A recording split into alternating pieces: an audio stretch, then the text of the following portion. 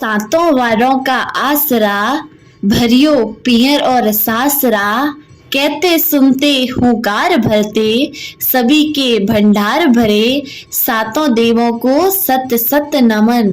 ओम नमः शिवाय। हर हर महादेव। प्रिय भक्तजनों, आप सभी का आपके अपने YouTube चैनल आत्म प्रेमी पर हार्दिक स्वागत है। प्रिय भक्तजनों, आप सभी इस वीडियो के अंतर्गत इस पवित्र महीने में सुनी जाने वाली 7 वारों की कथा को सुनेंगे। इन 7 वारों की कथाओं के बारे में हमारे पुराणों में कहा गया है कि इन 7 वारों की कथा नित्य नेम से सुनने से भक्तों को उनकी भक्ति का पूरा फल प्राप्त होता है और भगवान का आशीर्वाद हमेशा उनके साथ बना रहता है। घर में अन्न धन की वर्षा होती है और अमर सुहाग का वरदान मिलता है। विद्या की प्राप्ति होती है और शत्रुओं का नाश होता है तथा सभी की बुद्धि पवित्र होती है और घर की दरिद्रता दूर होती है और घर में माता लक्ष्मी का वास होता है। ऐसे में ये 7 वारों की कथा बड़ी फलदायी है। देवी देवताओं का आशीर्वाद कथा सुनने वाले व्यक्ति के साथ हमेशा बना रहता है। तो प्रिय भक्तजनों, ये कथा पूरी सुनिएगा, आधा अधूरा छोड़कर इस कथा का अनादर मत कीजिएगा। कथा शुरू करने से पहले प्रिय भक्तजनों, आप सभी से निवेदन है कि अगर आप इस चैनल पर नए हैं तो चैनल को सब्सक्राइब जरूर कर दीजिए और बेल आइकन को भी जरूर प्रेस करें ताकि आने वाली हर वीडियो सबसे पहले आपके पास पहुंचे। प्रिय भक्तजनों, अब श्रवण कीजिए कथा का। सर्वप्रथम सोमवार की कथा। आशुतोष शशांक शेखर चंद्र मोहली चिदंबरा, कोटि कोटि प्रणाम शंभु कोटि नमन दिगंबरा। हर हर महादेव। पौराणिक कथा के अनुसार एक बार शिवजी और पार्वती जी कैलाश पर्वत पर बैठे थे। शिवजी ने पार्वती जी से कहा कि दुनिया का खेल देखने के लिए जाऊंगा। पार्वती जी ने कहा मैं भी साथ चलूंगी। शिवजी बोले रास्ते में भूख प्यास लगेगी, आप कहाँ चलोगी? लेकिन पार्वती जी माने नहीं, साथ चलने की जिद कर ली। दोनों नांदिया पर बैठकर पृथ्वी लोक घूमने के लिए निकले। कहीं लोग इनको देखकर हंसने लगे। बेचारा नांदिया। दोनों पति पत्नी बैठकर इस पर बोझ लाद दिया। थोड़ी देर बाद शिवजी उतर गए और पैदल चलने लगे। लोग देखने पर हंसने लगे कि देखो ये बूढ़ा तो पैदल चल रहा है और ये जवान औरत को नांदिए पर बैठा रखा है। फिर आगे चलने पर शिवजी नांदिए पे बैठे और पार्वती जी पैदल चलने लगी। तो भी लोग देखकर हंसने लगे कि बूढ़ो तो नांदिए पर बैठा है और बेचारी औरत को पैदल चला रहे हैं। शिवजी पार्वती आपस में कहने लगे कि यह मृत्यु लोक है, यहाँ पैदल चले तो भी हंसे और चढ़े तो भी हंसे। थोड़ी दूर जाने के बाद शिवजी एक घास पर तकिया लगाकर सो गए। औरतें कहने लगी कि ये रामायो जोगी तो हैं, लेकिन तकिया बिना सोते नहीं हैं। औरतें चली गई। तब शिवजी ने तकिया निकाल दिया। थोड़ी देर बाद औरतें वापस आई तो कहने लगी कि रामायो को कितना गुस्सा है जो हमारे बोल देने से तकिया निकाल दिया। औरतें आगे चली गई तो शिवजी ने पार्वती जी को कहा कि दुनिया का खेल देख लो, दुनिया को कहीं भी आराम नहीं है। हम कैलाश पर्वत पर चलते हैं, वहां चलकर ही रहेंगे। पार्वती जी बोली मुझे प्यास लगी है। शिवजी बोले मैंने आपको पहले ही कहा था कि आप मेरे साथ मत चलो, लेकिन आप माने नहीं। परंतु पार्वती जी वहीं पर बैठ गए और कहा कि मुझे तो पानी पीना है, लाके दीजिए। तब शिवजी जटा खोलकर गंगा निकाली। शिवजी, पार्वती जी व नांदिया ने वहीं पर पानी पिया। थोड़ी दूर और आगे गए तो पार्वती जी बोले मुझे भूख लगी है। शिवजी बोले मैंने आपको पहले ही मना किया था, मृत्यु लोक मत चलो, आपको भूख प्यास सताएगी। शिवजी पार्वती जी को रास्ते में एक बुढ़िया माही मिली और बोली, अलखराम को क्या चाहिए? शिवजी बोले, खीर खांड का भोजन। बुढ़िया माई बोली, मेरे घर पे बहुत सारे खाने हैं क्या जो मैं तेरे को खीर खांड का भोजन कराऊंगी? और बुढ़िया नाराज हो गई। आगे बढ़े शिवजी और पार्वती तो वहां दूसरी बुढ़िया माई के यहाँ मिली। शिवजी बोले, बुढ़िया माई अलखराम। बुढ़िया माई ने पूछा, अलखराम क्या चाहिए? शिवजी बोले कि खीर खांड का भोजन। बुढ़िया बोली, आओ महाराज, बैठो महाराज, मैं बाहर से सामग्री लेकर आती हूँ। शिवजी ने पूछा, माई कहाँ जाओगी? बुढ़िया माई बोली, सामग्री लेने जा रही हूँ। तब शिवजी बोले, बुढ़िया माई पहले तुम्हारे घर में तो देख लो। बुढ़िया घर में देखा तो सारी चीजों के खूब भंडार भरे हुए थे। जब बुढ़िया माई खूब खीर खांड के भोजन बनाए, वह 2 थाल शिवजी पार्वती जी के परोसे, वह एक नांदिया के परोसा। जब शिवजी बोले, 3 थाल और परोस माई। पूछा, कौन भोजन करेगा? शिवजी बोले, एक तुम, एक तुम्हारा बेटा और दूसरा तुम्हारी बहू का। बुढ़िया माई बोली, मेरा बेटा वो बहू कहाँ है? शिवजी बोले, पीछे मुड़कर तो देख माई। देखा तो 16 वर्ष का बेटा व बहू गठजोड़े में खड़े थे। बुढ़िया माई ने बहुत आश्चर्य किया और शिवजी पार्वती जी को प्रणाम किया। उसके बाद सभी ने भोजन कर लिया। शिवजी पार्वती जी तो घर चले गए और बुढ़िया माई सभी को प्रसाद बांटने लगी। पहली वाली बुढ़िया माई के पास भी गई। उस माई ने पूछा कि आज आपके यहाँ क्या था? उसने सारी बात बता दी। बुढ़िया माई बोली, वह तो मेरे घर भी आए थे, मेरे तो लेकर चले गए और तुझे देकर चले गई। वह बुढ़िया माई पार्वती जी के पीछे दौड़ी। पार्वती जी ने शिवजी से कहा, देखो बुढ़िया माई दौड़ी हुई आ रही हैं। शिवजी बोली, पार्वती जी आप तो पूरे रास्ते में परेशान करते हो। और फिर ठहर गए। बुढ़िया माई आई और बोली कि मेरे से तो सब ले गए और उसे दे दिया। शिवजी बोले, मैंने तो किसी से कुछ नहीं लिया, तुमने ना की तो तुम्हारे ना हो गई और उसने हाँ करी तो उसके सब कुछ हो गया। बुढ़िया माई बोली, मेरे घर में तो कुछ भी नहीं रहा। जब शिवजी बोले कि तेरे धन में से तुम आधा धन दे दोगी क्या? तब तुम्हारे सब कुछ हो जाएगा। बुढ़िया माई बोली, दे दूंगी। उसके वैसे ही ठाट बाट हो गए और आधा धन दे दिया। हे भोले बाबा, भोजन करवाया, उसको धन दिया, वैसे सबको देना। सब बोलिए जय भोलेनाथ। प्रिय भक्तजनों, अब श्रवण कीजिए मंगलवार की कथा का। पौराणिक कथा के अनुसार प्राचीन समय में एक बुढ़िया थी। बुढ़िया का रोज रोज बालाजी जाने का नियम था और साथ में एक रोट पर गुड़ चढ़ाने के लिए ले जाती थी। बालाजी के आगे भोग लगाकर कहती कि लाल लंगोटो कंधे सोटो, लो बालाजी गुड़ रोट का मैं आपको भोजन करवा रही हूँ। जवानी में आप मुझे भोजन कराइयो, बुढ़ापे में। ऐसे करते करते बहुत दिन हो गए।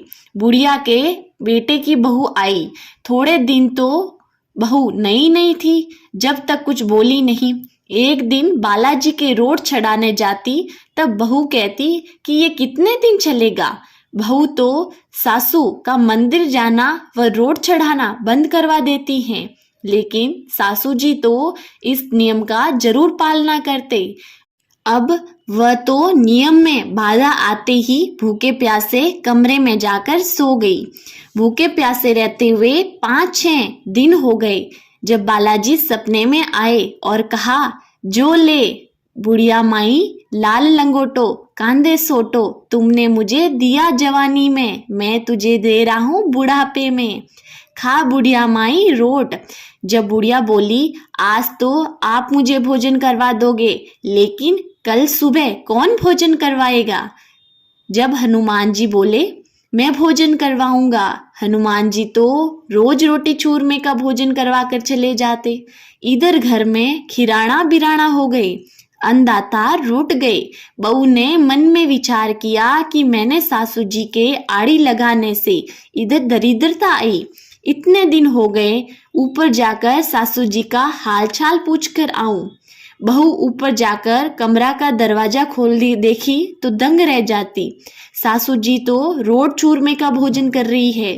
बहू ने कहा कि आप तो पहले से अच्छे भले दिख रहे हो। जब सासू जी ने कहा कि तुमने तो मुझे रोटी नहीं दी, मुझे तो मेरे बालाजी महाराज रोज रोट का भोजन करवाते हैं। मैं तो हनुमान जी के मंदिर रोज जाऊंगी। अब बहू ने सासू जी के पाँव पकड़कर क्षमा मांगी और कहा कि सासू जी, मैं तो आपके भाग्य से रोटी खाती थी, अब घर में दरिद्रता आ गई है। आप रोज बालाजी के मंदिर में रोट गुड़ लेकर आप और मैं दोनों चढ़ाएंगे।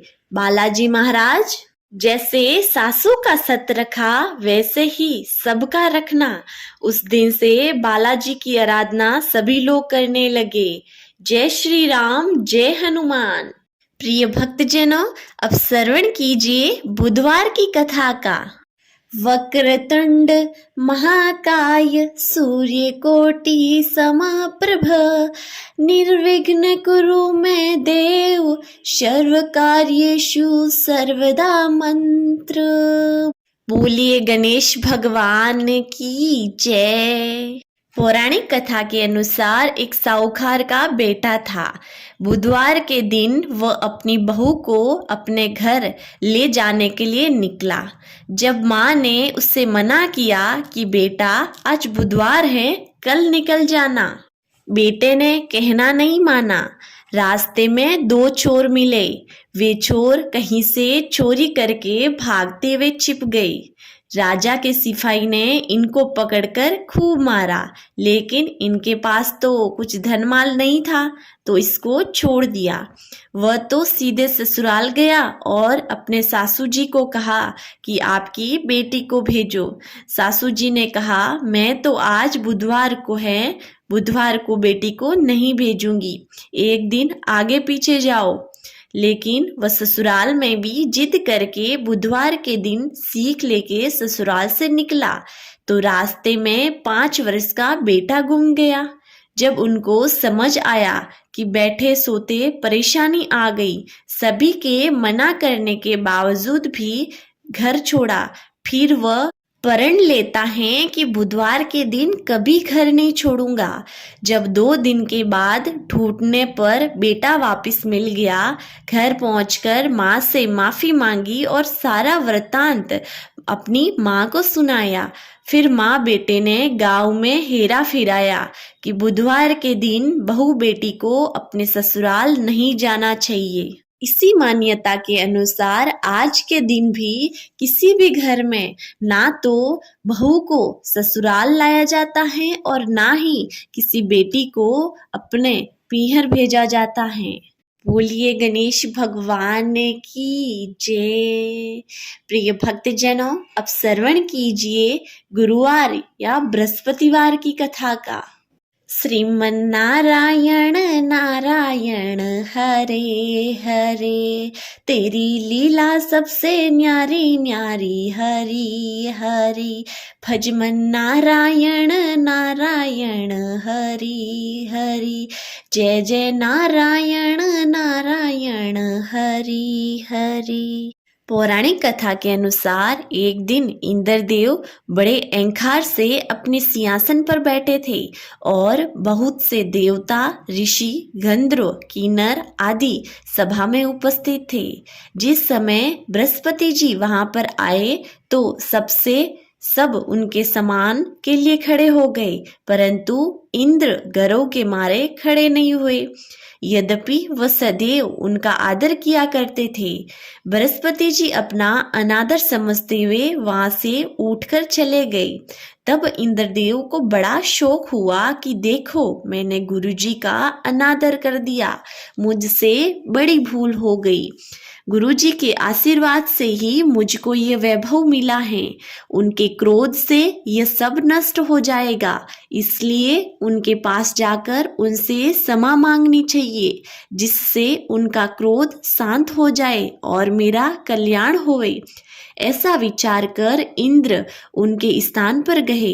जब बृहस्पति ने अपने योग बल से यह जान लिया कि इंद्र क्षमा मांगने के लिए यहाँ आ रहा है, तब क्रोधवश उससे भेंट करना उचित न समझकर बृहस्पति देव अंतर्ध्यान हो गए।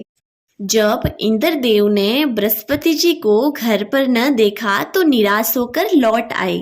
जब दैत्यों के राजा वृषवर्मा को ये समाचार पता चला तो उसने अपने गुरु शुक्राचार्य की आज्ञा से इंद्रपुरी को चारों तरफ से घेर लिया।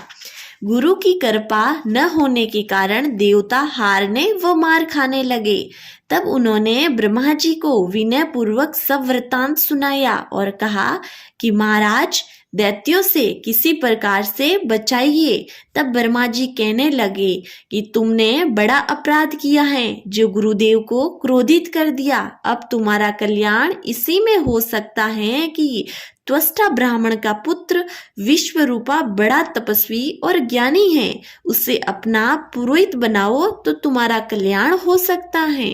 यह वचन सुनते ही इंद्र त्वष्टा के पास गए और बड़े विनीत भाव से त्वष्टा से कहने लगे कि आप हमारे पुरोहित बनने की कृपा करें, जिससे हमारा कल्याण हो। तब त्वष्टा ने उत्तर दिया कि पुरोहित बनने से तपोबल घट जाता है, परंतु तुम बहुत विनती करते हो, इसलिए मेरा पुत्र विश्वरूपा पुरोहित बनकर तुम्हारी रक्षा करेगा। विश्वरूपा ने पिता की आज्ञा से पुरोहित बनकर ऐसा प्रयत्न किया कि हरि इच्छा से इंद्र वृषवर्मा से युद्ध में जीतकर अपने इंद्रासन पर स्थित हो गया। विश्वरूपा के 3 मुख थे। एक मुख से वह सोमपली लता का रस निकाल कर पीते, दूसरे मुख से वह मदिरा पीते और तीसरे मुख से अनादि भोजन करते थे। इंद्र ने कुछ दिनों के उपरांत कहा कि मैं आपकी कृपा से यज्ञ करना चाहता हूँ। जब विश्वरूपा की आज्ञा अनुसार यज्ञ प्रारंभ हो गया, तब एक दैत्य ने विश्वरूपा से कहा कि तुम्हारी माता दैत्य की कन्या है, इस कारण हमारे कल्याण के निमित्त एक आहुति दैत्यों के नाम पर भी दे दिया करो तो अति उत्तम बात है। विश्वरूपा ने उस दैत्य का कहा मानकर आहुति देते समय दैत्य का नाम धीरे से लेने लगे। इसी कारण यज्ञ करने से देवताओं का तेज नहीं बढ़ा। इंद्र ने यह वृत्तांत जानते ही क्रोधित होकर विश्वरूपा के 3 सिर काट डाले। मद्यपान करने से भौरा, सोमपली पीने से कबूतर और अन्न खाने वाले मुख से तीतर बन गई।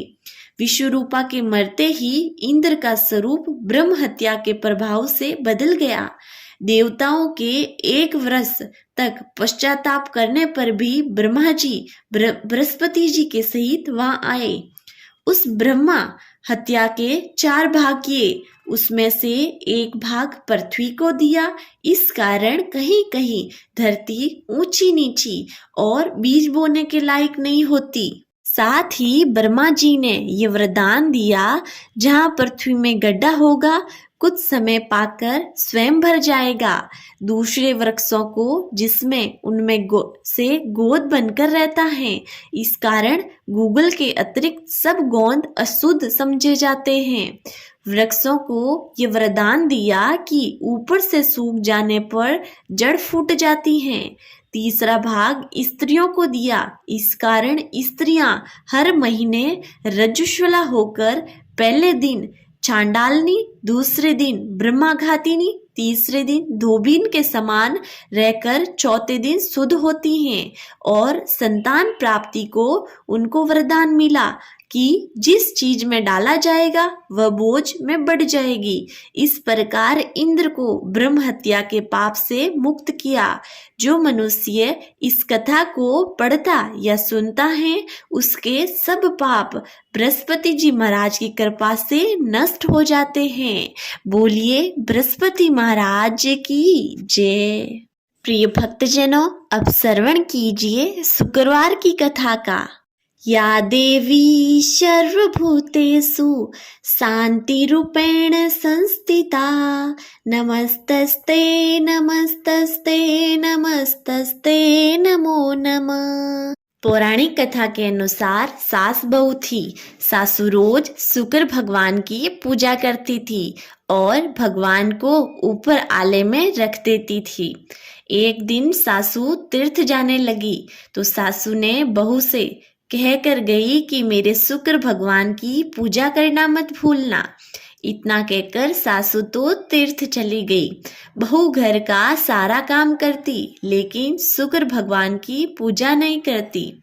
एक दिन बहू को सारा घर का काम करते हुए देखकर आले में बैठे शुक्र भगवान को हंसी आ गई और मन में बोले कि देखो, ये बावरी अपना पुण्य खोकर सारा काम करती हैं, लेकिन मेरी पूजा करने के लिए इसको समय नहीं मिलता।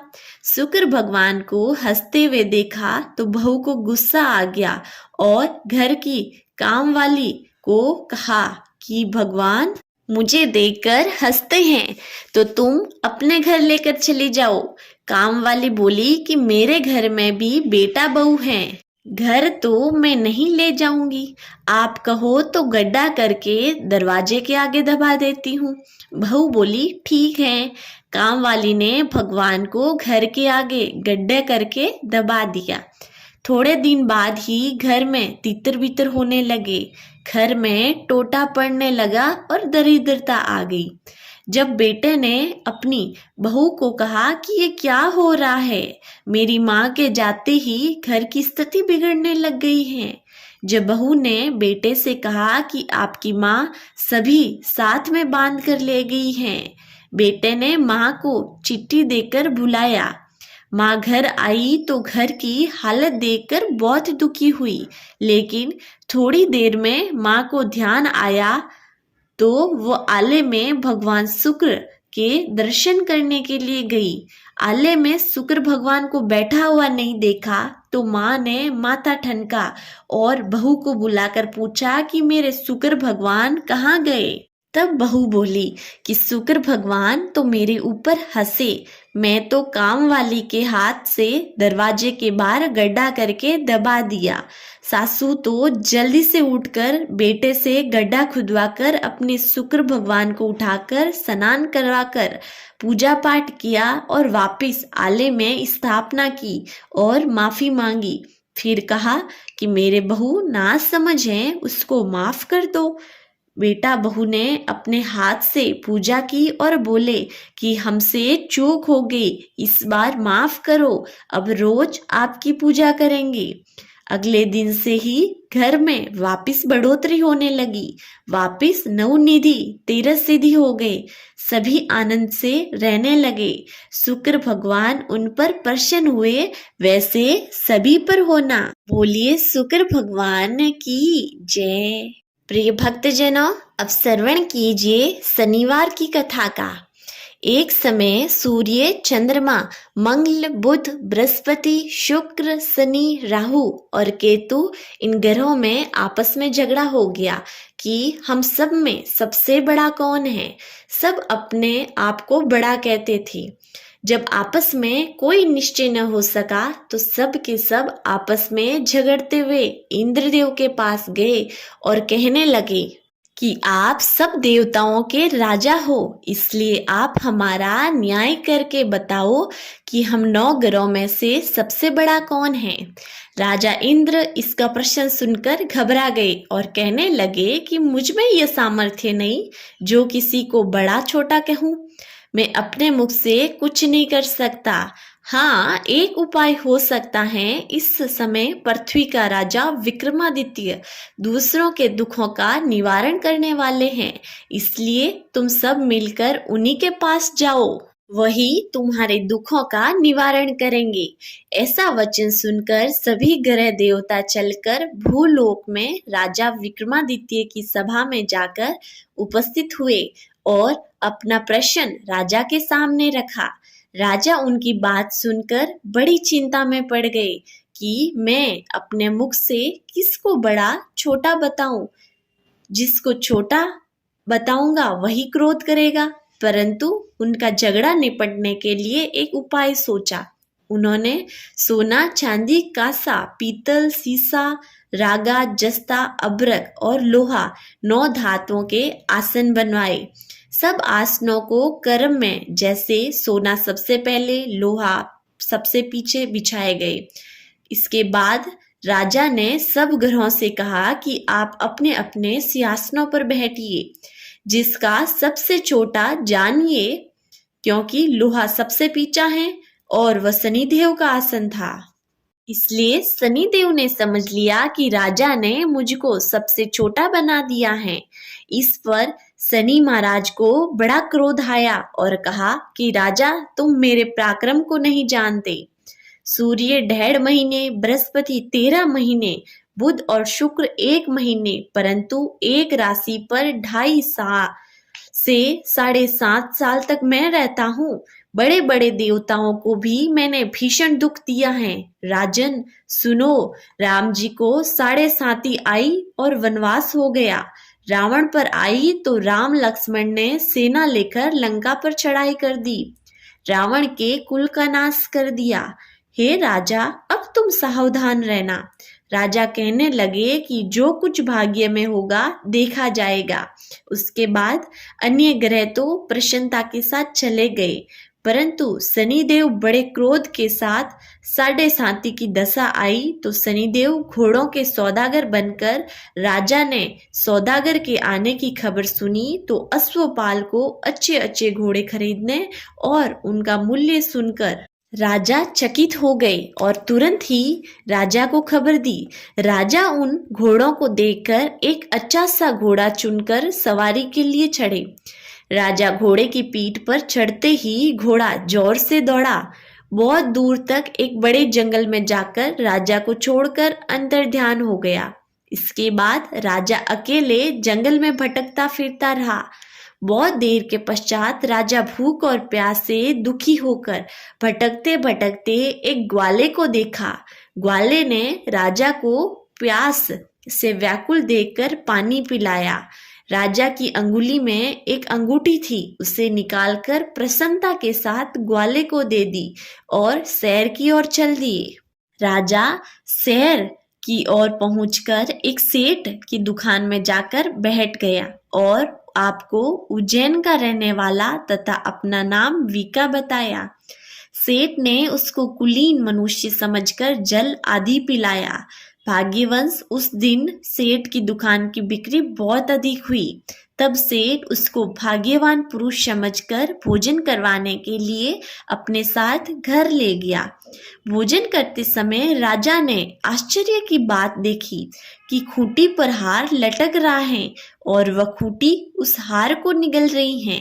भोजन के पश्चात कमरे में आने पर जब सेठ को कमरे में हार नहीं मिला तो सबने यही निश्चय किया कि वीका के अलावा इस कमरे में कोई नहीं आया, अतः अवश्य ही उसी ने हार चोरी की है।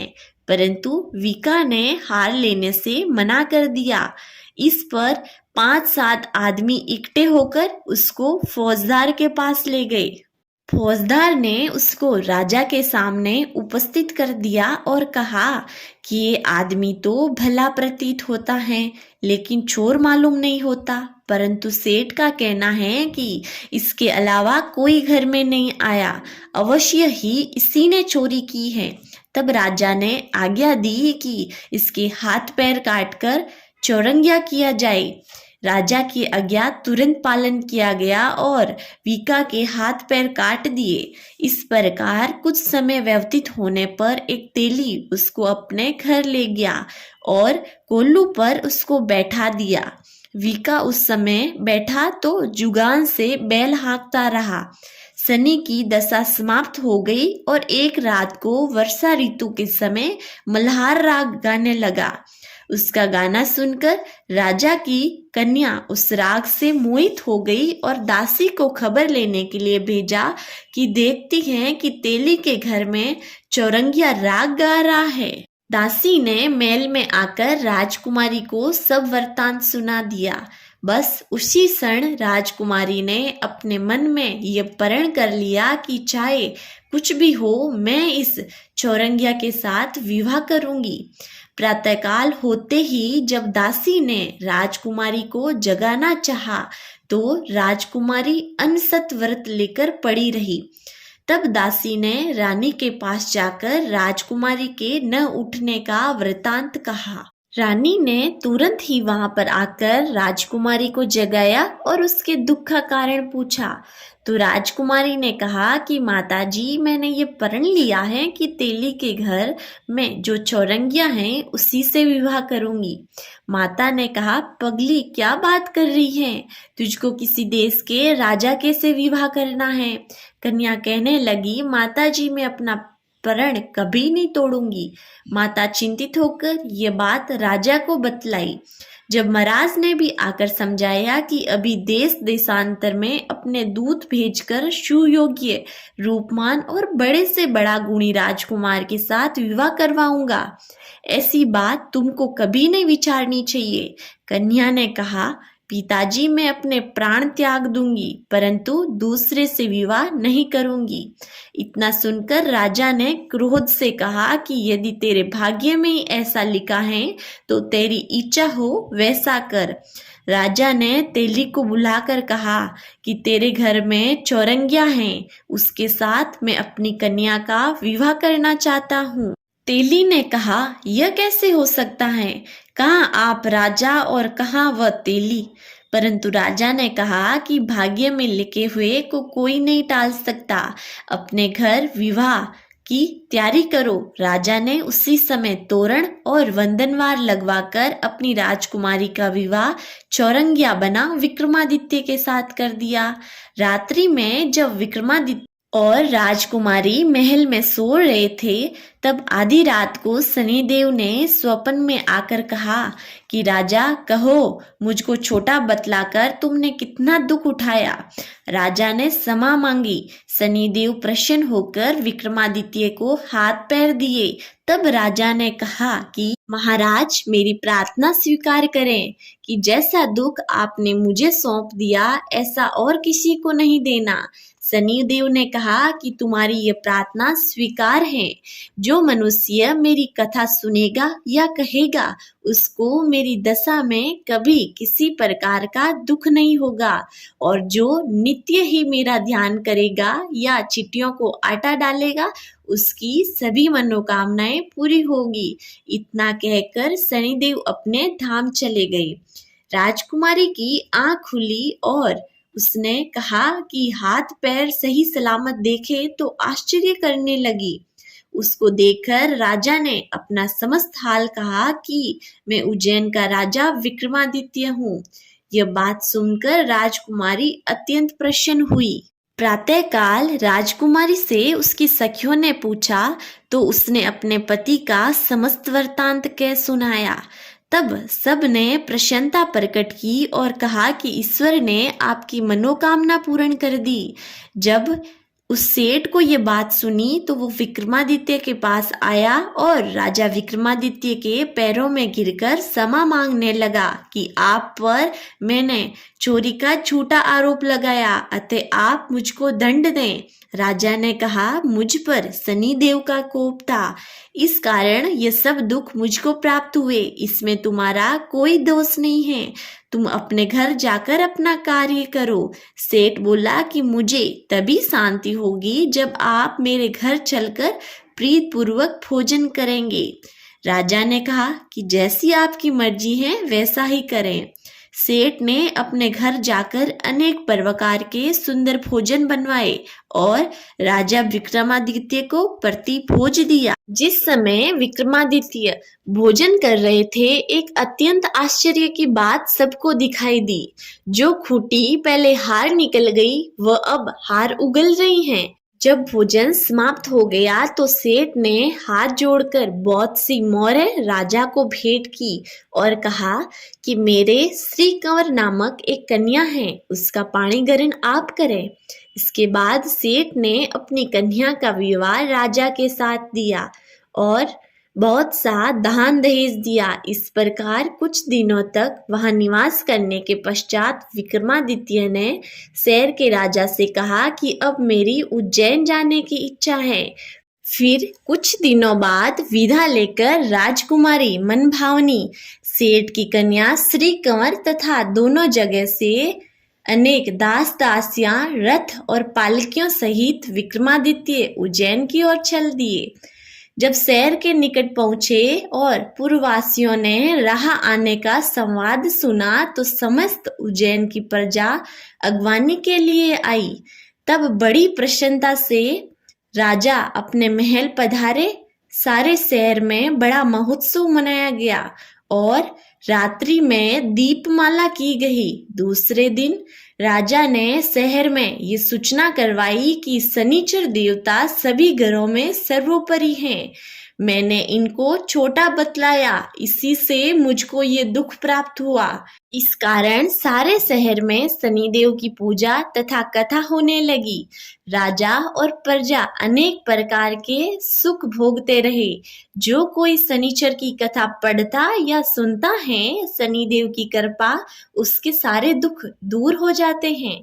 बोलिए शनिचर महाराज की जय। प्रिय भक्तजनों, अब श्रवण कीजिए रविवार की कथा का। एक साहूकार साहूकारनी थे। एक दिन साहूकार सुबह सुबह बाहर निकले तो सामने एक किसान अपने खेत बोने के लिए जा रहा था। सामने साहूकार मिलते ही उसने अपने घर के लिए वापस घूम गए और कहा कि शगुन अच्छे नहीं हुए। साहूकार ने सुन लिया। वो वापस घर जाकर मुंह उतार कर बैठ गया। साहूकारनी अपने पति का मुंह उतरा हुआ देखकर पूछा कि आज क्या हुआ, इतने उदास क्यों हैं आप? जब साहूकारनी ने किसान वाली बात बताई और कहा कि हम मरे हुए के समान हैं। जब उसकी बहू ने भी कहा आज हमारे घर चिड़िया आई, उसने भी कहा कि इस घर में बच्चे भी नहीं हैं, यहाँ क्या दाना पानी मिलेगा। बुजुर्ग कहते थे कि भांज के घर चिड़िया भी माला नहीं डालती। ऐसा कहकर चिड़िया भी उड़ गई। तब तो साहूकार को और भी गुस्सा आ गया। जब किसी ने बताया कि रविवार का व्रत करना और सूरज भगवान की आराधना करें, तब साहूकार ने उसी समय सूरज भगवान की आराधना करने के लिए जंगल में निकल गए। आराधना करते करते 12 वर्ष हो गए। राणा जी ने सूरज भगवान को बोला कि हे सूरज भगवान, आपने अब कोई पर्चा नहीं दिया तो आपको मनुष्य लोक में कोई नहीं पूछेगा। सूर्य नारायण भगवान उनके ऊपर प्रसन्न हुए और आकर पूछा कि तुम्हें क्या चाहिए। तब साहूकार ने कहा मेरे बच्चे नहीं हैं, मुझे बच्चा चाहिए। जब सूरज भगवान ने उसकी रेखा देखकर कहा कि तेरे नसीब में बच्चे नहीं हैं, लेकिन मेरी आराधना करने से तेरे घर में एक कन्या का जन्म होगा। वह हंसेगी तो लार पड़ेगी, मुल्केगी तो मोती पड़ेगा। वह घर आया तो जो बात हुई वह सारी अपनी पत्नी को बता दी और 9 महीने बाद साहूकार के घर एक लड़की का जन्म हुआ। दाई उसे रोज नहाती थी। नहाती तो कन्या हंसती और लाल पड़ती, मुलकती तो मोती पड़ते। लार और मोती तो दाई घर लेकर चली जाती थी। किसी को भी कोई बात नहीं करती थी। वह तो धनवान होती गई। 1.25 महीना हो गया। साहूकारनी जापे से उठी तब दाई को मना कर दिया कि अब मेरे पास देने के लिए कुछ नहीं है, अब मैं ही स्नान करवा दूंगी। जब दाई बोली कि आपकी बेटी को तो मैं ही बिना कुछ लिए स्नान करवाने के लिए आ जाऊंगी। एक दिन दाई को बुखार आ जाने से उसे आने में देर हो गई तो उसकी माँ ने उसे स्नान करवा दी। वह हंसी तो लार व मुल्की तो मोती घिरे। माँ समझ गई कि ये दाई बिना कुछ लिए मेरी लड़की को स्नान करवाने की हाँ क्यों भरी। इस दाई ने बहुत ही लार मोती इकट्ठे कर लिए। अब दाई भी चली गई कि अब मेरी दाल गलेगी नहीं। उस दिन से अब माँ ही उसे सुबह सुबह जल्दी स्नान करवा देती और बहुत ही लार मोती इकट्ठे कर लिए। अब माँ ने अपने पति से कहा कि गरीब लड़के के साथ इसका विवाह करना है, जो वह घर जवाई रह सके। अपने धन तो बहुत है। जब उसके माता पिता ने एक गरीब लड़का देखा और उसके साथ अपनी बेटी का विवाह करा दिया। माँ रोज जल्दी उठती कर जाती और बेटी का मुंह देखने के बहाने लाल व मोती खीरते वह लेकर आ जाती। जवाई को सारी बात समझ आ गई। दूसरे दिन सासू जी आए तो बेटी के मुंह से कुछ नहीं गिर रहा था। जब सासू जी समझ जाते हैं कि आज जवाई को भी पता चल गया, अब तो लार हाथ में नहीं आएगी, इसलिए सासू के मन में कपट आ गया। उसने गांव के एक आदमी को बुलाकर कहा कि कल यह जवाई तालाब में नहाने के लिए जाए तो उसका काम तमाम कर देना। दूसरे दिन जवाई नहाने के लिए जाता है।